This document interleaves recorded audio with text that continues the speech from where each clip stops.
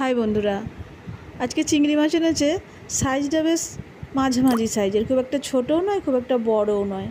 তো সেই জন্য ভাবলাম কয়েকটা চিংড়ি মাছের চপ বানাবো। তো চিংড়ি মাছ বাছা তো একটা বড় কাজ, অনেক সময় লেগে যায়। তো এগুলো আগে বেছে নিচ্ছি। এগুলো তবু একটু বড়, খুব একটা সময় লাগবে না। একটু ছোট ছোট হলে অনেক সময় লেগে যায় চিংড়ি মাছ বাছতে। চিংড়ি মাছগুলো আমি বেছে ধুয়ে নুন হলুদ মাখিয়ে রেখে দিয়েছি এখানে। আর দুটো মাঝারি সাইজের আলু কুকারে সিটি দিয়ে সেদ্ধ করে নিয়েছি। সেদ্ধ করে আমি ছাড়িয়ে এখানে রেখেছি একদম সেদ্ধ করা আলু। আর এর মধ্যে আমি একটু নুন, একটু পেঁয়াজ কুঁচো, আর একটু কাঁচা লঙ্কা কুঁচো, একটু রসুন চাঁচা, আর একটু আদা চাঁচা, আর একটু ভাজা মশলা দিয়েছি।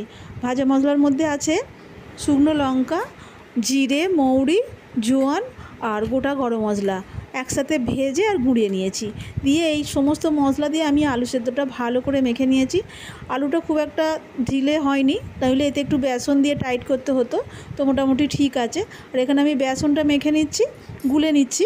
তার মধ্যে আমি একটু নুন দিয়েছি, আর এই বেসনে আমি এই মশলাগুলো দিচ্ছি। একটু পেঁয়াজ চেঁচে রেখেছি, কাঁচা লঙ্কা, একটু কালো জিরে, আর একটু হলুদ, আর একটু খাবার সোডা, সব কিছু দিয়ে আমি একটু ভালো করে মিশিয়ে নিচ্ছি সব কিছু।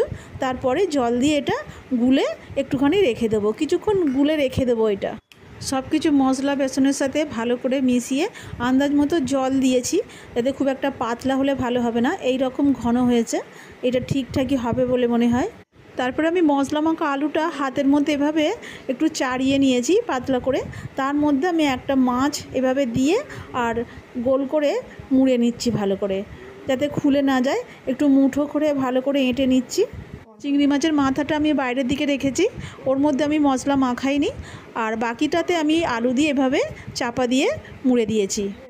একটু চেপে চেপে ভালো করে মুঠো করে আলুটা আমি এর মধ্যে জড়িয়ে নিচ্ছি, যাতে তেলে দিলে খুলে না যায়। তাই ভালো করে আমি মেখে নিচ্ছি এটাকে। আর একটু নেড়ে গুঁড়ো রেখেছি আমি এখানে। বেসনে ডোবানোর পরে এই নেড়ে গুঁড়োর মধ্যে একবার জড়িয়ে নেব একটু নেড়ে গুঁড়ো, তারপরে তেলেতে দেব। এভাবে ডুবিয়ে নিয়েছি বেসনে, নিয়ে আমি নেড়ে গুঁড়োর ওপরে এটা দিয়ে দিচ্ছি। দিয়ে এটা এপিট ওপিট করে একটু নেড়ে গুঁড়ো দিয়ে আবারও একটু ভালো করে মুঠো করে ঠিক করে নিচ্ছি। তারপরে এটা আমি গরম তেলে দিয়ে দেব। এভাবে একটা একটা করে বেসনের মধ্যে ডুবিয়ে আর নেড়ে গুঁড়োতে একটু জড়িয়ে তারপরে আমি গরম তেলে দিয়ে দিচ্ছি। দিয়ে গ্যাসটা কমিয়ে দিয়েছি, দিয়ে এগুলো লাল লাল করে ভেজে নেব।